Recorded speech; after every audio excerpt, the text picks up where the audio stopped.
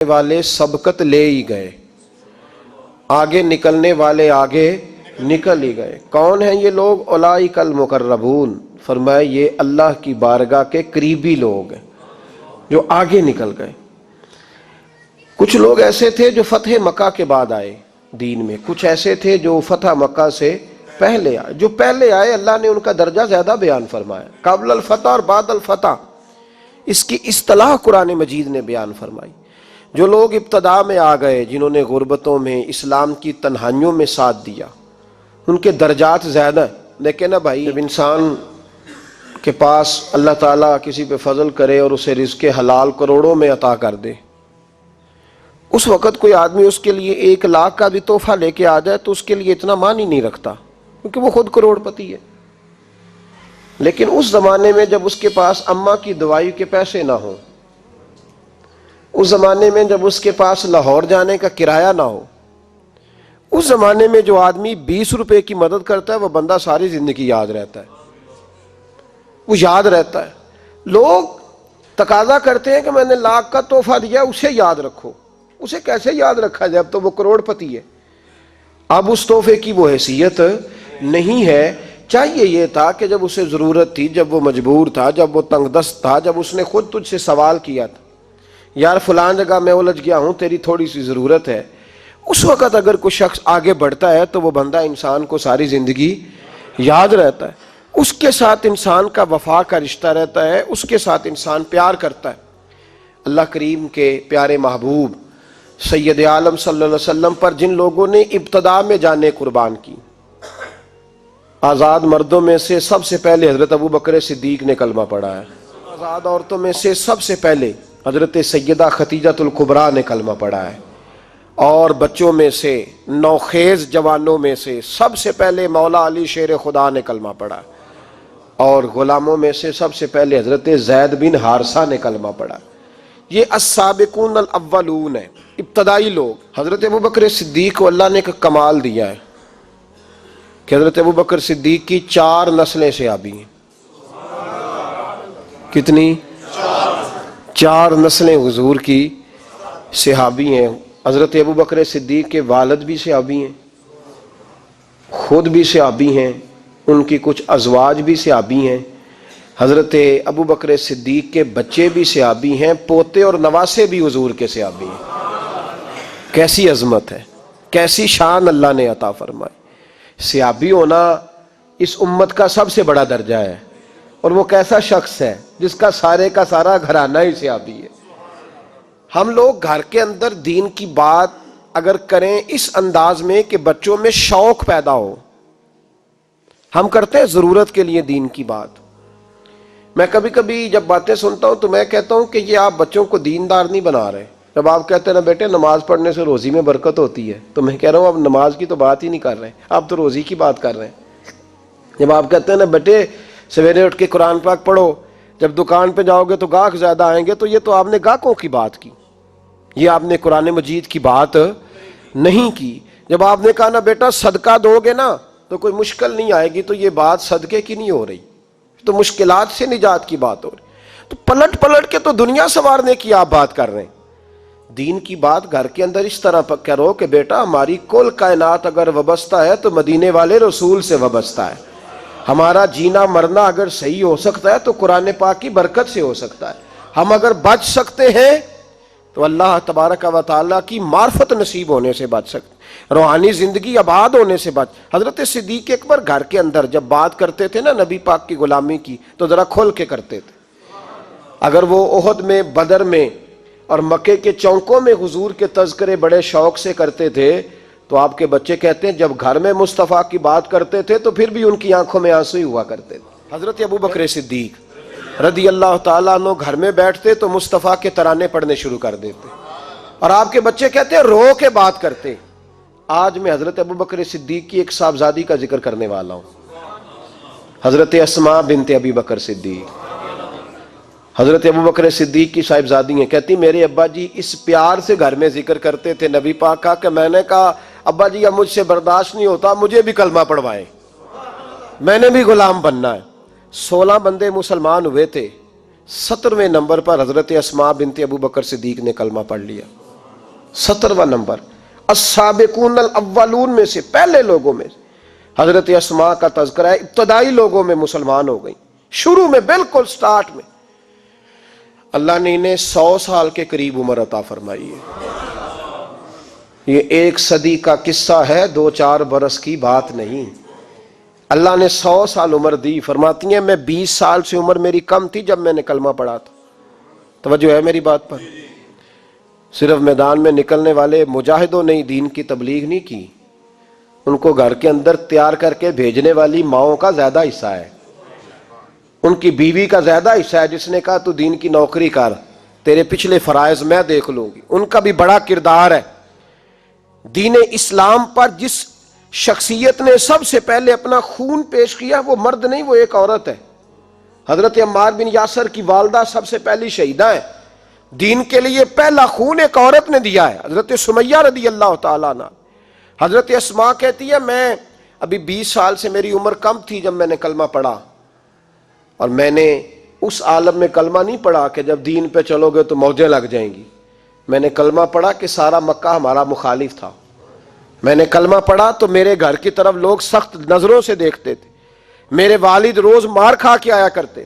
اس حالت میں جناب اسماء، یہ حضرت عائشہ صدیقہ سے 10 سال بڑی تھی عمر میں، ان کی والدہ اور ہیں اور جناب عائشہ کی والدہ اور ہیں، والدہ علیحدہ علیحدہ ہیں، لیکن حضرت صدیق اکبر کی دونوں صاحبزادیاں حضرت اسماء، یہ وہ خوبصورت اور پاک باز بی بی ہے کہ جب میرے محبوب پاک غار ثور میں ہجرت کے لیے تشریف لے گئے تو حضرت صدیق اکبر جب جانے لگے، حضرت اسماء کہتی ہیں میری اماں کو میرے والد نے طلاق دے دی تھی، چونکہ وہ کلمہ بھی نہیں پڑھتی تھی اور زیادہ کچھ شدت رکھتی تھیں مشرکانہ معاملات میں۔ کچھ لوگ تو کہتے ہیں حضور کے اعلان نبوت سے پہلے ہی جناب صدیق اکبر نے انہیں علیحدہ کر دیا تھا، لیکن حضرت اسماء فرماتی ہیں کہ میرے والد نا مجھ سے ذرا زیادہ محبت کرتے تھے، میرے والد ذرا مجھ سے، کیونکہ میری والدہ موجود نہیں تھی تو حضرت صدیق اکبر زیادہ پیار کرتے۔ لیکن حضرت اسماء کا یہ بھی کمال دیکھیں، بخاری شریف میں حدیث موجود ہے، حضرت اسماء کہتی ہیں میری مشرکہ ماں مجھ سے ملنے آئی کئی سالوں کے بعد، دروازے کے باہر آ کے اماں نے آواز دی اسماء تیری ماں آئی ہے، تو حضرت اسماء تیزی سے اٹھی، ماں ملی ہے نا کئی سالوں کے بعد، لیکن جا کے بغل گیر نہیں ہوئی، بلکہ اماں دروازے پہ تھی تو جناب اسماء نے اندر سے کنڈی لگا لی، دوڑ کے اٹھ کے کنڈی لگائی اور کہا جاؤ حضرت عائشہ صدیقہ کو میرا پیغام دو کہ محبوب سے پوچھ کے بتائیں کہ مشرکہ ماں آئی ہے، اگر نبی پاک کہیں گے تو اماں سے ملوں گی، اس لیے کہ میرا سارا کچھ میرے نبی سے وابستہ ہے، میرا سارا کچھ محبوب کے قدموں سے وابستہ ہے، حضور اجازت دیں گے، یہ بخاری مسلم میں موجود، پھر ملوں گی۔ تو حضرت اسماء کا جب پیغام گیا تو نبی پاک علیہ السلام نے فرمایا وہ مشرکہ ہے تو خود ہی اللہ اس سے پوچھ لے گا، اسماء سے کہو تمہاری تو ماں ہے نا، تم تو ملے نا، میرا ابا جی ظالم ہی بڑا ہے، حضرت جی آپ کو نہیں پتا بڑے ظالم ہیں، انہوں نے میرے ساتھ بڑی زیادتیاں کی ہیں۔ او بھائی، میرے محبوب سے بھی ایک صحابی نے کہا تھا یا رسول اللہ آپ کہتے ہیں والدین کی فرما برداری کرو، تو اگر والدین ظلم کریں، والدین اگر ظلم کریں، میرے محبوب کی زبان سے ایک حرف بھی کبھی فضول نہیں نکلا، بلکہ رب جب فرماتا تھا تو محبوب بولتے تھے۔ اس نے ایک دفعہ کہا حضور اگر والد ظلم کرے، تو نبی پاک نے 3 دفعہ فرما او یظلمو او یظلمو او یظلمو، اگر وہ ظلم بھی کریں ظلم بھی کریں ظلم بھی کریں تو پھر بھی تو نے ماں باپ کی فرما برداری کرنی۔ 3 دفعہ محبوب نے ارشاد فرما۔ حضرت اسماء کہتی ہیں حضور نے فرمایا تیری تو والدہ ہے نا، تو میل۔ پھر پیغام بھیجا، کہا یا رسول اللہ وہ کچھ تحفے بھی لائی ہیں، اگر اجازت ہو تو قبول کروں؟ فرمایا تیرے لیے اجازت ہے۔ حضرت اسماء اتنی مضبوط مسلمان تھی کہ اماں مشرکہ تھی، لیکن اس کے قریب جانا انہوں نے پسند نہ کیا جب تک حضور اجازت نہ دے۔ فرماتی ہیں جب میرے ابا جی ہجرت کے لیے جانے لگے نا غار ثور پہ تو میری ڈیوٹی لگا گئے، کہنے لگے بیٹی تو بڑی ہے، پیچھے ذرا خیال رکھنا۔ کہتی ہیں 60,000 دینار تھے گھر میں، والد گرامی جب گئے تو ہر چیز ہی ساتھ لے گئے، ایک پیسہ نہیں چھوڑ کے گئے۔ کہتی میرے دادا نابینا تھے حضرت ابو قحافہ، بعد میں مسلمان ہو گئے، وہ آئے اور آ کے کہنے لگے اسماء تیرا ابا سارا کچھ لے گیا ہے، کچھ چھوڑ کے بھی گیا ہے۔ تو کہتی ہیں میں پریشان ہو گئی، کیا جواب دوں، دادا جی بوڑھے یہ تو احتجاج کریں گے۔ کہتی ہیں کہا نہیں نہیں بڑی خیر ہے، بڑا کرم ہے. کہا نہیں مجھے بتا کچھ چھوڑ کے گیا ہے، مجھے امید نہیں ابو بکر کچھ چھوڑ کے جائے گا. اور جب محمد ابن عبداللہ صلی اللہ علیہ وسلم پہ خرچ کرتا ہے تو ہر چیز ہی لٹا دیتا ہے. بتا کچھ چھوڑ کے گیا ہے؟ تو حضرت اسماء کہتی دادا جی بوڑھے تھے تو مجھے تجویز آئی، میں جلدی جلدی سے اٹھی، چھوٹے چھوٹے روڑے میں نے کہ گھڑے میں رکھے، اس کے اوپر میں نے ٹاٹ ڈال دیا. میں نے کہا دادا جی پیسے ہیں، ان کا بازو تھام کے تو میں نے وہاں لگا دیا ٹاٹ کے اوپر.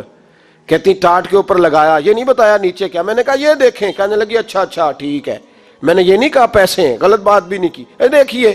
کہتی ہیں دادا جی کو تسلی ہو گئی، وہ مطمئن ہو گئے. وہ مطمئن ہوئے تو میری آنکھوں میں آنسو آ گئے، میں رو پڑی. میں نے کہا دیکھو رب کریم اس عمر میں مجھ سے کیسی خدمتیں لے رہا. جوان بیٹی، یہ ہمارا ہنستا بستا شہر ہے اور سارے اپنے ہیں ہم آپس میں، لیکن کسی کی جوان بچی اس محلے دار سے جس کو وہ بچپن سے جانتی ہے، کونے میں جوان بچی 20-22 سال کی اگر ماچس لینی چلی جائے تو شور ہو جاتا ہے. وہ بیٹی نکل آئی ہے جی، ابا جی شام کو گھر آئے تو محلے دار غیبت کریں گے، بیٹی تیری جوان وہاں کھڑی تھی آج سبزی لینے آئی تھی ماچس لینے، ابا درہ نکال لیتا ہے. بیٹی کیسے باہر چلی گئی؟ بھئی اپنا محلہ ہے، سارے اپنے لوگ ہیں، کیوں پھر بھی نہیں جا سکتی؟ کیسے گئی؟ 5413 فٹ اونچی غار ہے، غار ثور. اور جب ہم وہاں جاتے ہیں تو تجربہ کار حاجی مشورہ دیتے ہیں، کہتے ہیں سویرے سویرے جانا فجر کی نماز کے وقت، ورنہ دوپہر میں جانا بڑا مشکل ہوتا ہے. 3 بوتلیں بغل میں پانی کی، رستے میں 4-5 جگہ جو ہے وہ بیٹھنے کی جگہ بنی ہوئی ہے، وہاں ڈھابے ہیں چائے کے، بوتل کے، پانی کے، رستے بن گئے. لیکن جب حضرت صدیق اکبر نبی پاک کو لے کے گئے کوئی رستہ نہیں تھا، دشوار گزار گھاٹی تھی. کہنے لگے محبوبہ آپ کو تکلیف ہوگی، آپ میرے کندھوں پہ بیٹھ جائیں. پباں پہاڑ قدم نہیں جے لاؤندا تے 100 پہاڑ تے چڑھیا جاندا، او پیا جاندا جے یار نبی دا، اے اصلی دلدار نبی دا. حضرت صدیق اکبر حضور کو لے گئے، کی ڈیوٹی لگائی. فرمایا اسماء میں نہیں چاہتا، پریشانی جتنی مرضی ہے، ایمرجنسی جتنی مرضی ہے، پر میری محبت گوارا نہیں کرتی کہ حضور سرکے اور کھجور پہ گزارا کریں. بیٹے تازہ کھانا پکا کے پہنچانا ہے. 5413 فٹ اونچی غار اور دن کو ڈر آئے. حضرت اسماء کہتی ہیں میں روز تازی روٹی پکاتی، کھانا تیار کرتی، جب دنیا سو جاتی تو میں پہنچا کے آتی. کون حضرت ابوبکر صدیق کی محبت کا اندازہ کرے گا؟ کون اس گہرائی تک جائے گا؟ حضرت اسماء کہتی ہے ایک دن کپڑا ہی کوئی نہیں تھا گھر میں، عورتیں نا سینہ بند باندھا کرتی تھی، عرب کے لوگ کھلے کپڑے پہنتے تھے تو کمر بند باندھتی تھی، اسے نطاق کہتے تھے. حضرت اسماء کہتی ہے میں نے اسے پھاڑا، آدھے میں روٹی باندھ لی اور آدھا میں نے کمر کے ساتھ باندھ لیا. جب لے کے گئی نا، یہ بخاری ہے، تو حضور نے دیکھا، حضرت ابوبکر نے دیکھا کہ بیٹے یہ تو سینہ باندھ ہے. کہا ابا جی آدھا وہاں ہے آدھا میں نے باندھا ہوا ہے. تو محبوب نے فرمایا تو ذات النطاقین ہے، تو 2 کمر بند والی ہے. فرماتی ہیں میرا نام ہی پڑ گیا اس سے، 2 کمر بند والی. حضرت اسماء روز کھانا پہنچاتی، محبت بڑے امتحان لیتی ہے. کہتی ہیں میں بڑے وقار والے گھر کی مالک تھی، میرے والد قبیلے کے سردار تھے، کاروبار کرتے تھے تو دولت بھی میں نے ہمیشہ دیکھی تھی، کسی کی طاقت نہیں تھی بری نظر سے دیکھ سکے. لیکن حضرت اسماء کہتی ہیں رب کریم نے ہم سے آزمائش لی. دوسرا دن تھا، حضور کو غار ثور میں گئے تو ابو جہل دروازے پہ آیا، بہت سارے کفار اس کے ساتھ تھے. او بھائی اس کیفیت کو ذرا سمجھ تو صحیح، اس انداز کو کبھی سمجھ تو صحیح، کس بات کی دشمنی لے رہے تھے؟ حضرت صدیق اکبر نے کس طرح کے امتحانات دیے؟ سارے کفار کٹھے ہو کے کہتی ہیں میرے دروازے پہ آ گئے، دستک دی، میں باہر آئی. ابو جہل کہنے لگا کہاں گیا ہے تیرا والد محمد ابن عبداللہ کو لے کے صلی اللہ تعالی علیہ وسلم، کہاں گئے؟ جناب اسماء کہتی ہیں اب میرے لیے بڑی مشکل ہو گئی، جھوٹ بولتی ہوں تو شریعت نہیں بچتی، سچ بتاتی ہوں تو وفا نہیں بچتی، کدھر جاؤں؟ کہتی ہیں پیروں میں زنجیریں ہیں، غلط بات کیسے کروں؟ اس نے پھر پوچھا، بولتی کیوں نہیں، کہاں گئے؟ میں خاموش تھی. تیسری بار پھر پوچھا کہاں گئے ہیں وہ؟ جناب اسماء کہتی ہیں میں نے فیصلہ کر لیا، شریعت بھی بچانی ہے وفا بھی بچانی ہے، دونوں چیزیں بچیں گی. بولو کہاں ہے؟ یہاں تو لوگ مرد ہو کے دین کے لیے نہیں ڈٹتے اور ایک منٹ کے لیے بھی عقیدے پر مسلک پر ڈٹنے کو تیار نہیں ہوتے. لوگ دیکھتے ہیں مجلس کس طرح کی اس طرح کا رنگ اختیار کر لیتے ہیں. جناب اسماء ڈٹ گئی، جناب صدیق اکبر کی صاحبزادی، اور کہتی ہیں ابو جہل نے جب کہا نا بتا کہاں ہے، فرماتی ہیں پتہ نہیں خدا نے مجھے کتنی قوت عطا فرمائی. میں بولی اور بول کے کہا میں ابو بکر صدیق کی بیٹی ہوں، میں جھوٹ نہیں بول سکتی. کہنے لگی ابو جہل سن، مجھے پتا ہے وہ دونوں کہاں ہیں، پر میں تمہیں بتاؤں گی کوئی نہیں. مجھے پتا ہے پر میں تمہیں، ہو ہلکا یارا تو بریشم کی طرح نرم، رزم حق کو باطل ہو تو فولاد ہے مومن. پتا ہے مجھے وہ کہاں ہے، پر جرت ہے تو پوچھ کے دکھا. کہتی ہیں چونک تھا مکے کا اور میرا عزت والا گھرانہ تھا، پر ابو جہل نے بھرے بازار میں میرے منہ پہ تھپڑ مار دیا. کہتی ہیں میرے کان میں بالی تھی، نیچے پتھر تھا، میں اس کے اوپر گری تو میرا کان پھٹ گیا. لوگوں نے ابو جہل کو پکڑا لے گئے. فرماتی ہیں وہ آزمائش بھی میں نے دی، امتحان بھی دیا، پھر میں اندر آئی اور میں نے پھر اپنے اس بہتے ہوئے خون کو اپنے کپڑے کے ساتھ صاف کیا، منہ کو لپیٹا اور پھر میں کھانا پکانے لگی. کہتی ہیں اسی طرح کھانا پکایا، اسی طرح تیاری کی. غار ثور پہ جو پہنچی تو ابو بکر صدیق نے لپٹا ہوا منہ دیکھا. بیٹی کو تکلیف میں دیکھے اور پھر باپ رات سو جائے، یہ ہو نہیں نہ سکتا. تو کہا اسماء بیٹے چہرے کو کیا ہوا، کیا بات ہے؟ عرض کی کچھ نہیں ابا جی. فرمایا نہیں بیٹے کوئی تکلیف ہے، کوئی چوٹ ہے؟ نہیں ابا جی کچھ نہیں. حضور نے فرمایا اسماء کھول نہ بیٹے چہرہ کیا ہے. جناب اسماء نے کپڑا ہٹایا تو خون بہنے لگا. کیا ہوا؟ عرض کی حضور کچھ نہیں، ابو جہل آیا تھا، پوچھتا تھا کیا بتاتی، جھوٹ بولتی تو شریعت میں اجازت نہیں تھی، بتا دیتی تو آپ کو تکلیف ہوتی. اس نے نا بھرے چوک میں تھپڑ مارا، میرا کان پھٹ گیا. حضور میں نے کچھ بتایا نہیں. نبی کریم سید عالم علیہ الصلوۃ والسلام کے ہاتھ اٹھے اور عجیب دعا دی حضور نے. کہا اللہ میں ابو بکر سے اور اس کے گھر سے راضی ہوں، تو بھی ان سے راضی ہو جا. حضرت اسماء بنت ابی بکر صدیق رضی اللہ تعالی فرماتی ہیں اس انداز میں قربانیاں دیں. پھر ایک وقت آیا، فرماتی ہیں میرے گھر میں دولت تھی، مال تھا، میں نے بڑا کچھ دیکھا تھا، لیکن میرے لیے رشتہ آیا نبی پاک کے پھوپھی کے بیٹے کا، حضرت زبیر بن عوام. یہ حضور کی پھوپھی کے بیٹے بھی ہیں اور جو 10 صحابہ کو حضور نے جنت کی بشارت دی اس میں بھی شامل ہے. حضور نے فرمایا میرا حواری ہے زبیر بن عوام، اور 10 مبشرہ صحابہ میں شامل ہے. لیکن گھر میں غربت تھی، تنگ دستی تھی، مجبوری تھی. جناب اسماء کہتی ہیں میرے ابا جی نے کہا بیٹا تیرے لیے رشتہ آیا ہے. میں نے کہا کس کا؟ کہا حضور کی پھوپھی کے بیٹے زبیر بن عوام کا. کہتے میں نے تھوڑی دیر کے لیے سوچا کہ وہاں تو بڑی غربت ہے. تو جناب صدیق اکبر نے اگلا جملہ کہا، فرمایا تمہیں پتہ ہے رشتہ بھیجا کس نے؟ کہا ابا جی کس نے؟ کہا مصطفیٰ کریم نے. جناب اسماء کہنے لگی پھر آپ کو مجھ سے پوچھنا نہیں چاہیے تھا، پھر حضور نے پسند کیا ہے، محبوب نے، اتنے میرے نصیب. حضرت اسماء کہتی ہے میں اس گھر سے گئی تھی جہاں 3 غلام ہر وقت ہوتے تھے. اور یہ بخاری مسلم میں آپ کو ملے گا. بیٹیوں کی تربیت ہم کرتے ہیں تو کہتے ہیں اوہ سسرال میں کام کرنا پڑتا ہے، سویرے اٹھنا پڑتا ہے، ایسے کرنا پڑتا ہے. سنو جناب صدیق اکبر رئیس مکہ اور مدینہ کی بیٹی فرماتی ہیں میں جب زبیر بن عوام کے گھر میں گئی تو میں آٹا بھی گوندتی تھی، میں کپڑے بھی دھوتی تھی. محبوب نے میرا رشتہ کرایا نا. فرماتی ہیں میں چکی بھی پیستی تھی. فرماتی ہیں زبیر بن عوام نے گھوڑا رکھا ہوا تھا، وہ جب باہر جاتے تو میں گھوڑے کے لیے چارہ بھی کاٹ کے لاتی تھی، میں اس گھوڑے کو بھی سنبھالتی تھی. میرے ہاتھوں میں چھالے پڑ جاتے. ایک دن میرے ابا جی نے دیکھ لیا. ابو بکر صدیق بڑے پریشان ہوئے. کہتی ہیں انہوں نے جا کے محبوب کی بارگاہ میں عرض کی حضور اگر آپ اجازت دیں تو میں زبیر کو ایک غلام نہ دے دوں، میری بیٹی کام کرتی ہے، اس کے ہاتھوں میں نے چھالے دیکھیں، ایک غلام نہ دے دوں. ڈائریکٹ حضرت زبیر بن عوام سے نہیں کہا کہ تو اتنا کام کراتا ہے، جھگڑا نہیں کھڑا کر دیا. کہتی ہیں ایک غلام حضور کے ذریعے جناب ابو بکر صدیق نے بھیجا. اب وہ باہر کے کام سنبھالنے لگا، گھوڑے کو چارہ ڈال دیتا، کچھ سودا صرف لا دیتا. کہتی مجھے یوں لگا جیسے میں آزاد ہو گئی ہوں. غربت بھی تھی. زبیر بن عوام نیک بڑے تھے پر طبیعت کے ذرا سخت تھے. ایک دن ابا جی آئے تو میں نے کہا حضور اور تو کچھ چیز نہیں چاہیے، تھوڑی سختی ہے طبیعت میں. تو کہتے ہیں میرے والد نے یہ نہیں کہا میں پوچھوں گا، میں حضور سے بات کروں گا. کہنے لگے بیٹی صبر کر، بیٹی صبر کر، تیرا خامد نیک ہے، اگر تو اس کی رضا میں دنیا سے گئی تو رب تجھے بغیر حساب جنت عطا فرما دے گا.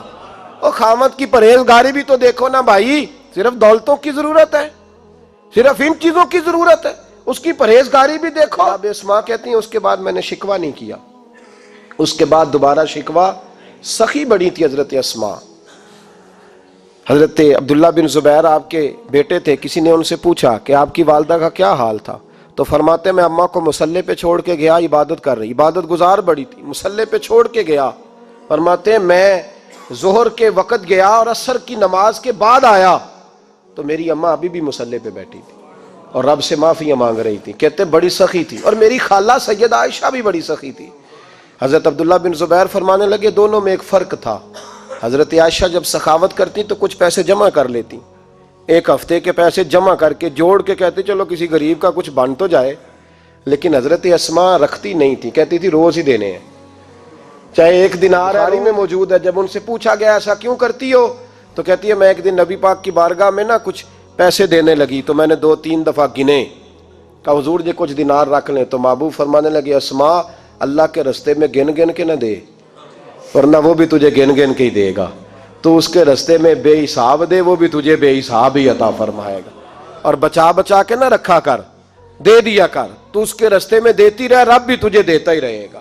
ہم چونکہ گن گن کے دیتے ہیں نا، اس لیے ہم اس فلسفے کو سمجھتے نہیں. گن گن کے دو گے تو گن گن کے ملے گا، بے حساب دو گے تو اللہ بھی بے حساب ہی دے گا. حضرت اسماء کی سخاوت، پرہیزگاری. فرماتی ہیں کہ میں جب مدینہ منورہ ہجرت کر کے سب لوگ چلے گئے تو مسلمانوں کے گھر میں نا بیٹیاں ہی پیدا ہوتی تھیں. تو یہودی عورتوں نے شور کر دیا کہ ہم نے جادو کر دیا، ان کے ہاں بیٹا نہیں ہو سکتا. تو جناب اسماء بنت ابی بکر صدیق رضی اللہ تعالیٰ عنہ فرماتی ہیں سب سے پہلا بیٹا مدینے میں اللہ نے مجھے عطا فرمایا. کہتی ہیں میں نے کہا جاؤ اس کے نانا کو خبر کرو. نانے دادے پیار زیادہ کرتے ہیں، نانیاں دادیاں پیار زیادہ کرتے.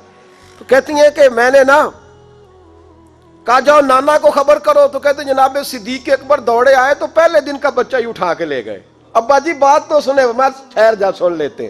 کہتے ہیں لپیٹا میرے عبداللہ کو لے گئے اور سارے مدینے کی گلیوں میں شور کر او یہودیوں نکلو باہر دیکھو، تم کہتے تھے جادو کر دیا ہے، اللہ نے ہمیں بیٹا عطا فرما دیا ہے، دیکھو اللہ نے بیٹا دیا. کہتی ہیں پھر سارا مدینہ گھما کے نا تو مصطفیٰ کے پاس لے گئے.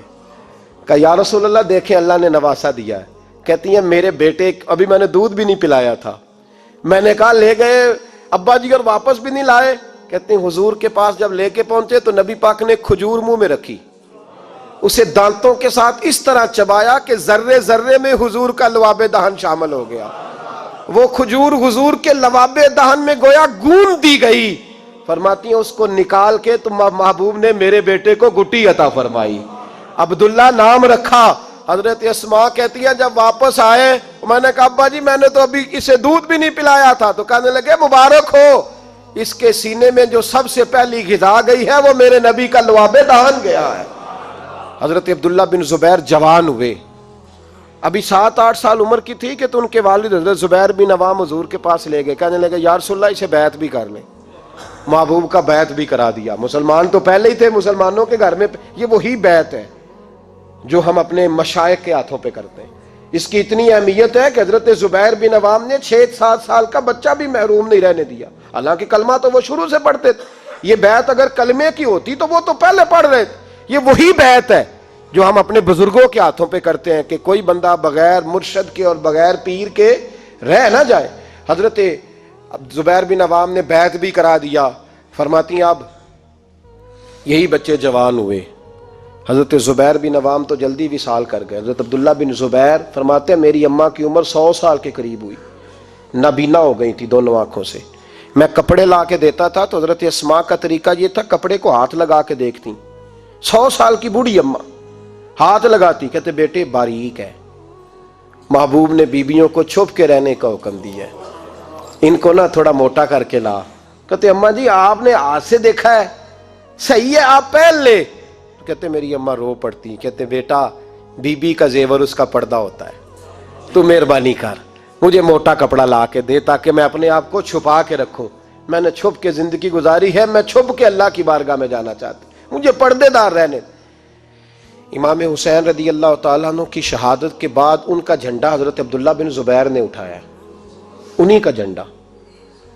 یزید جب مر گیا تو مکے, مدینے اور حجاز کے جو سارے علاقے تھے ان لوگوں نے حضرت عبداللہ بن زبیر کے ہاتھ پہ بیعت کی تھی, جو حضرت اسماء کے بیٹے تھے, جناب صدیق اکبر کے نواسے تھے. وہ خلیفہ بن گئے, امیر بن گئے مسلمان. دوسری سائیڈ پہ, شام والی سائیڈ پہ عبد الملک بن مروان بنا. اس نے یہ جو تعمیر کعبہ ہوئی ہے نا دوبارہ سے, جن بنیادوں پہ اب کعبہ ہے, انہی بنیادوں پہ حضرت عبداللہ بن زبیر نے بیت اللہ کو بھی دوبارہ تعمیر کروایا تھا. چونکہ یزید کی فوجوں نے جب حملہ کیا تو بیت اللہ کے کچھ حصے شہید ہو گئے, تو جناب عبداللہ بن زبیر نے اسے بھی دوبارہ بنوایا. عبد الملک بن مروان نے حجاج بن یوسف کو ان کے مقابلے میں بھیجا, لڑائی ہونے لگی, 5.5 مہینے جنگ ہوتی رہی. حضرت عبداللہ بن زبیر کی فوجیں, کچھ تو شہید ہو گئے لوگ, کچھ بکھر گئے, آپ اکیلے رہ گئے. کہتے میری 100 سال کی بوڑھی اماں, میں اماں سے مشورہ کرنے آیا, حضرت اسماء سے. بچے اس لیے بزدل ہوتے ہیں کہ باپ انہیں دلیری سکھاتا ہی نہیں. کہتے 100 سال کی بوڑھی اور نابینا اماں, کیوں نہیں بچے جہاد کے لیے تیار ہو رہے؟ مائیں کہتی ہیں شاید گھر میں رہیں گے تو موت نہیں آئے گی, شاید یہ اندر رہیں گے تو بچ جائیں گے. فرماتے 100 سال کی بوڑھی اماں سے جا کے کہا اماں اب تو میں تقریباً اکیلا رہ گیا ہوں, کیا کروں؟ تو کہتے میری ماں کہنے لگی حضرت اسماء بیٹے پہلے تو یہ بتا کہ تو حق پہ ہے کہ نہیں. کہ میں نے کہا اماں ہوں تو میں حق پہ. تو کہنے لگی جا پھر میدان میں کھڑا ہو جا اور جا کے لڑ, جب تک رب کو منظور ہوگا تجھے زندگی دے گا. اور بیٹا یاد رکھ جسے شہادت ملتی ہے اسے بھی اللہ کی مدد کے ساتھ ہی ملتی ہے, شہادت بھی اللہ کی مدد سے ملتی ہے, میدان میں جا. تو کہتے میں نے اپنی اماں سے کہا اماں یہ جو حجاج ہے بڑا ظالم ہے, سنا ہے جب کسی کو قتل کرتا ہے تو لاش کے ٹکڑے ٹکڑے کر دیتا ہے, وجود سارا کاٹ ڈالتا ہے. تو کہتے میری اماں میرے کندھے پہ تھپکی دے کے کہنے لگی بیٹے بکرے کو صرف ذبح ہوتے وقت تکلیف ہوتی ہے, جب اس کھال اتاری جائے تو کوئی تکلیف نہیں ہوتی, جب اس کا گوشت بنایا جائے تو کوئی. تو بیٹے گھبرانا نہ, رہنا میدان کے اندر, دیکھنا میں تجھے بھاگتا ہوا نہ سنوں, جا میرا بیٹا اللہ تیری مدد کرے گا. حضرت عبداللہ بن زبیر کہتے ہیں میری ماں کی گفتگو نے میرے وجود کو فولاد کر دیا. فرماتے جذبہ جہاد میری اماں نے میرے سینے میں بھر دیا. جب میں نکلا میدان میں تو حضرت اسماء پھر پکارنے لگی, کہنے لگی عبداللہ یہ یاد رکھنا کہ تم اس کے بیٹے ہو جس کو میرے نبی نے اپنا حواری کہا تھا, اور نبی پاک نے تیرے باپ کو دنیا میں جنت کی بشارت دی تھی. اور یاد رکھنا کہ تیری دادی مصطفیٰ کی سگی پھپھی تھی, اور یہ بھی یاد رکھنا کہ تیرے نانا وہ ہے جنہیں دنیا صدیق اکبر کہتی ہے, اور یہ بھی ذہن میں رکھنا کہ تیری خالہ وہ ہے جو ام المومنین سیدہ عائشہ ہے. بیٹا جب میدان میں لڑنا تو اپنے خاندانی وقار کا ضرور خیال رکھنا, یاد رکھنا تم کون ہو, کس کے بیٹے ہو, کس کے بھانجے, کس کے بھتیجے, کس کے نواسے, خیال رکھنا. حضرت عبداللہ بن زبیر لڑے اور جب شہید ہو گئے تو حجاج بن یوسف نے ان کی لاش کو چوک میں لٹکا دیا, مکے کے چوک میں جہاں جنت المالا ہے, اس چوک میں ان کی لاش لٹکی. 14واں دن ہو گیا لاش کو لٹکے ہوئے, تو عبداللہ بن عمر گزرے, فرمانے لگے یہ دیکھو شاہ سوار لٹکا ہوا ہے, اور دیکھو 14 دن بیت گئے, اس کے وجود سے جب بھی کوئی سونگتا ہے اسے میٹھی خوشبو ہی آتی ہے. اور عبداللہ بن عمر فرمانے لگے خوشبو کیوں نہ آئے, اس کے وجود میں جو پہلی غذا گئی تھی وہ مصطفیٰ کا لعاب دہن داخل ہوا تھا. 14 دن گزر گئے. حجاج نے پیغام بھیجا حضرت اسماء کو, میری بات سنو. آپ فرمانے لگی میں تو کسی کے پاس نہیں جاتی, اور میں سرداروں کو کیا سمجھتی ہوں, جا دوڑ جا. کہنے لگا میں زبردستی بلوا لوں گا. فرمایا طاقت ہے تو بلوا کے دیکھ, میں ابو بکر کی بیٹی ہوں.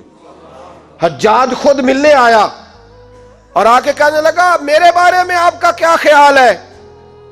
تو حضرت اسماء کہنے لگی خیال کیا ہونا ہے, نبی پاک نے فرمایا تھا میری امت میں ایک کذاب آئے گا, ایک قاتل آئے گا. کذاب مختار سقفی تھا اور قاتل تو ہے. کہنے لگا تجھے پتہ نہیں چلا میں نے تیرے بیٹے کا کیا حال کیا؟ تو حجاج کہتے ہیں ایسا جملہ کہا حضرت اسماء نے کہ میری سوچ ہی بدل دی. میں نے کہا دیکھا میں نے تیرے بیٹے کا کیا حال کیا. تو حضرت اسماء کہنے لگی تو نے تو صرف اس کی دنیا خراب کی ہے, اس نے تو تیری آخرت خراب کر دی ہے. تو یہ سمجھ نہیں آئی؟ تو نے دنیا خراب کی, اس نے تو تیری آخرت خراب کر دی, ابھی تو سمجھا نہیں. تو کہنے لگا اماں تو بوڑھی ہے, تجھے شاید پتہ نہیں کہ تیرے بیٹے کی لاش لٹکی ہوئی ہے. تو کہتے ہیں حجاج کہتے ہیں حضرت اسماء کہنے لگی شکر ہے اللہ کا, شکر ہے اللہ کا, میرے بیٹا لٹک تو گیا ہے پر کسی ظالم کے آگے جھکا تو نہیں نا, شکر ہے اللہ کا. اور کہنے لگی شاہ سوار لٹکے ہی ہوتے ہیں, جو شاہ سوار ہوتے ہیں وہ سواریوں پہ ہی ہوتے ہیں, حجاج جا. حجاج بن یوسف کہتا ہے جب میں باہر نکلا تو بڑی بڑی تلواریں میرا سر نہیں جھکا سکی تھی, پر حضرت اسماء کے جملوں نے میری گردن جھکا دی.